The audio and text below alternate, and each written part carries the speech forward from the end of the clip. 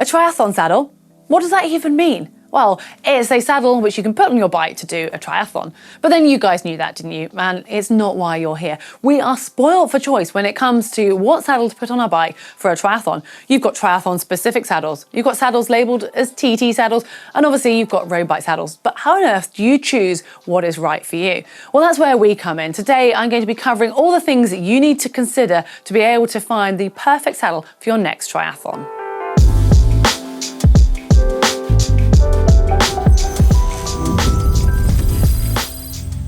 How long is your race? What type of bike are you riding? What's your position like? How much cushioning do you want on your saddle?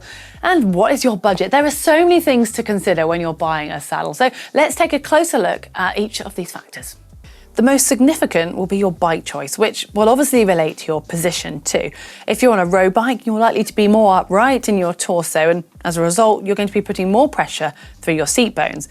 On a TT bike though, you're naturally tipped forward, so to speak. Your whole pelvis is rotated forwards, therefore putting the pressure further forwards. Of course, you can be on a road bike in an extremely aero position, and the opposite, you can be on a TT bike in a very upright position. But we're going to stick with the normal scenarios here, and that's why road bikes come with road saddles and triathlon or TT bikes tend to come with the equivalent saddle. That is not set in stone though, and it might actually come down to more your position as to what saddle you need as opposed to the bike. Now, on a triathlon bike, it does usually come with some sort of TT saddle. On a road bike, you might want to actually consider putting a triathlon or a TT saddle onto it if, say, you're going to be riding with aero bars or you're going to be spending a long time riding on your drops in that more rotated position. But you'll probably notice you see very few road bikes with a triathlon style of saddle, and this comes with a bit of a reason, mainly because of aesthetics. It doesn't look that pleasing to look at, but you're going to be sat on the saddle after all, so no one's really going to see it, and if it means you can hold that more aero position more comfortably, then you're the one who's going to be laughing.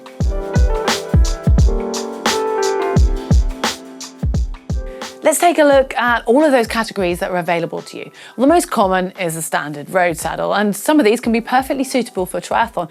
If, for example, you're doing a draft legal race, then there's not really going to be much different to just riding on a road bike, because you don't need to get particularly aero, and you're going to have to be on a road bike.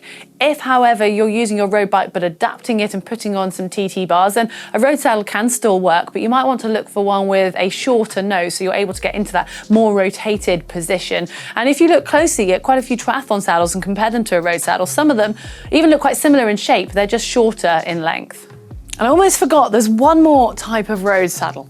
The cutout road saddle. Now, this is designed to alleviate pressure on the sensitive areas, which is great for allowing you to get into that more aggressive road riding position. But when you think about it and you look closely, a road saddle that has got a cutout with a shorter nose is starting to look very much like a TT saddle. And then we have the specific triathlon saddle. So let's take a closer look at this Wattkit Carbonio Superflow by Sella Italia, our channel partner. Now, this one allows you to get into that more forward rotated position, and again, it's got that cutout to relieve any unwanted pressure. Then you've got this extra grip on the surface that is common on TT saddles. This helps you to maintain the position without slipping forward, and when you've got a smaller surface area in contact with the saddle, and also if you're potentially wet after the swim.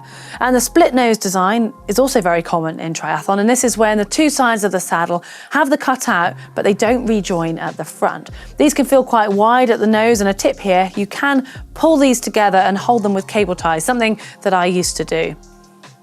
The length of the rails on your saddle might seem an odd feature to notice, and you would normally think the longer is going to mean more weight, but you need to look beyond that, because actually it's about the adjustability that comes with a saddle. So say you've got one saddle on your road bike, but you're using a road bike for triathlon, but also for casual road riding, then you're going to want to have to change your position. For example, if you're getting into the aero bars, you normally want to put your seat post up and move your saddle forwards quite significantly to allow you to get into that correct position. And then obviously when you're back onto your road bike position, you might want to move it back. So make sure you've got enough length to play with. And with that in mind, you'll notice that TT and triathlon saddles do tend to have slightly longer rails.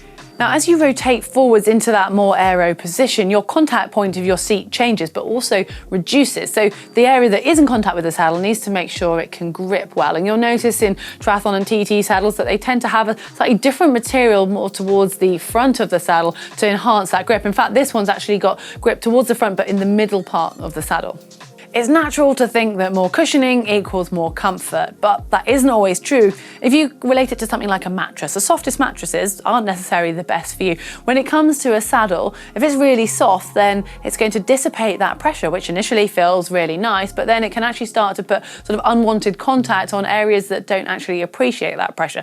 And it's really hard to find the fine line. Sometimes a really hard saddle to touch might actually be really comfortable to sit on. So within reason, you're going to have to do your own reading and a little bit of trial and error on this one.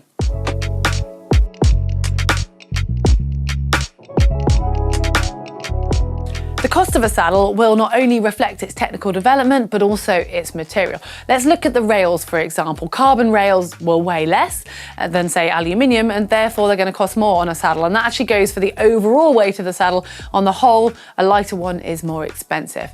And if you delve into the rails, you just need to note that carbon rails are usually an oval type shape, and that doesn't fit with every seat clamp on a seat post. So just check it's compatible with your bike.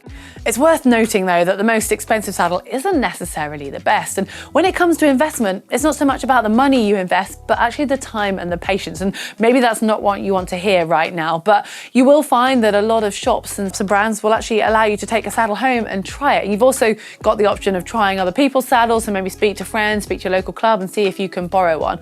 And then some shops even offer a fitting service where there'll be pressure pads on a saddle and you'll get into your normal riding position, and they can then suggest what type of saddle would suit your position from that.